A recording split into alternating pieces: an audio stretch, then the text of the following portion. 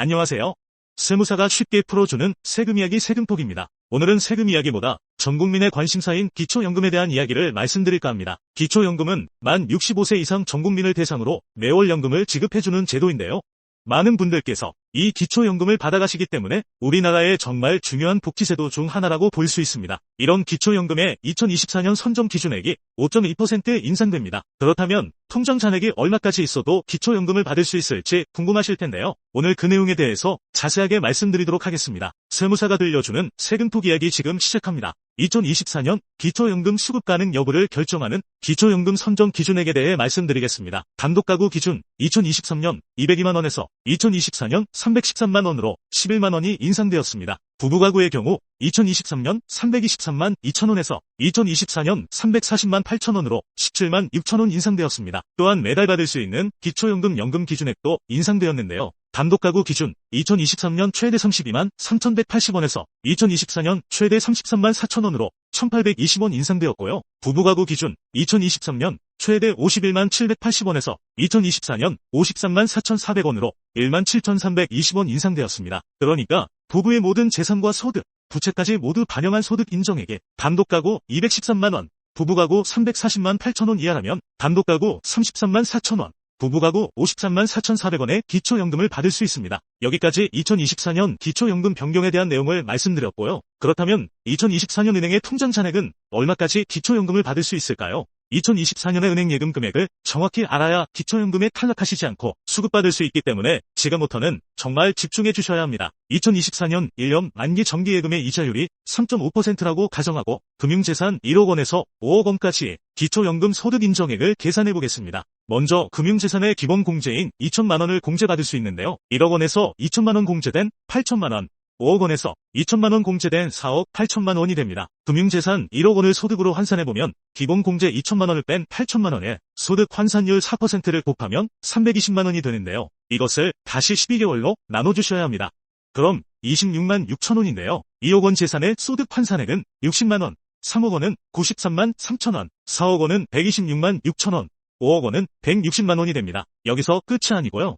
이자 소득도 계산하셔야 합니다. 기초연금의 소득 인정액에 반영되는 이자 소득은 세금을 공제하기 전 소득을 기준으로 적용하고 있고요. 기본 공제로 월 4만 원씩 공제됩니다. 앞서 정기예금 이자율이 3.5%로 가정한다고 말씀드렸으니 그 기준으로 계산해보면 1억 원에 대한 이자 소득은 월 25만 1천 원, 2억 원은 54만 3천 원, 3억 원은 83만 5천 원, 4억 원은 112만 6천 원, 5억 원은 141만 8천 원입니다. 여기까지 계산하셨다면 이제 금융재산에 대한 소득 인정액을 구할 수 있는데요. 먼저 계산했던 재산소득 환산액과 이자 소득을 더하면 1억 원에 대한 소득 인정액 51만 7천 원, 2억 원에 대한 소득 인정액 114만 3천 원, 3억 원은 176만 8천 원, 4억 원은 239만 2천 원, 5억 원은 301만 8천 원입니다. 사람마다 상황들도 다 다르고 부동산, 재산에 대한 소득 인정액에 따라 다르겠지만 금융재산만 놓고 본다면 2024년 단독가구 선정 기준액은 213만 원이니 금융재산 약 3억 5천만 원까지는 기초연금 수급이 가능하시고요.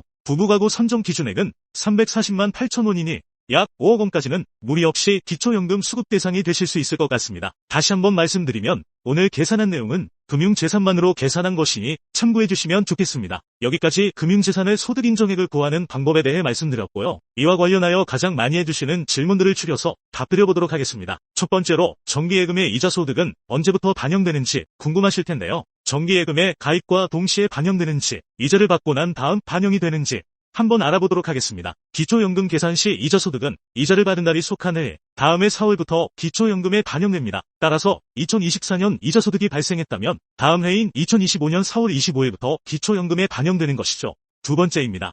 2024년 금융재산 조사 범위는 어디까지일까요? 금융재산의 조사 범위는 보통 예금, 저축예금 등 요구불 예금의 3개월 평균 잔액, 정기예금, 정기적금 등 저축성 예금 잔액 또는 총 납입액, 주식, 수익증권, 출자금 등은 최종 시세가액, 연금저축은 정기적으로 지급되는 금액 또는 최종 잔액을 조사하게 됩니다. 또한 보험은 기초연금 신청조사 당시의 해약 환급금을 기준으로 금융재산에 반영됩니다. 세 번째입니다.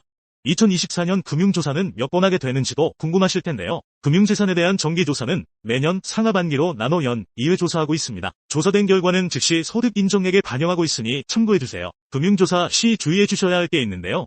금융조사를 대비하기 위해 기초연금 신청 전에 자식통장으로 금융재산을 옮겨놓거나 현금으로 찾아놓으시는 분들 계신데요. 기초연금을 신청하면 2011년 7월 이후 발생한 금융재산의 거래 내역을 모두 조사하게 되어 있습니다. 의심되는 거래 내역이 있을 시 증빙자료 없이 재산이 줄었을 경우 줄어든 금액만큼을 기타 증여 재산으로 인정하게 되고요. 증여 시점부터 매달 단독가구 235만 7천원, 부부가구 286만 4천원씩 자연 소비분으로 차감하고 남는 금액만큼을 부모의 금융재산에 포함시키고 있으니 주의해 주셔야 합니다. 오늘은 금융재산 1억 원에서 5억 원까지 금액대별 소득 인정액을 계산해 보았습니다. 오늘 말씀드린 내용으로 본인의 상황에 맞게 계산해 보세요. 그런 다음에 예상 소득 인정액을 구해서 기초연금 탈락하시지 않도록 준비해 보시면 좋겠습니다. 오늘 준비한 영상은 여기까지입니다. 유익한 정보 미리 받아보고 싶다면 저희 세금톡 채널 구독만 꾹 눌러주세요. 감사합니다.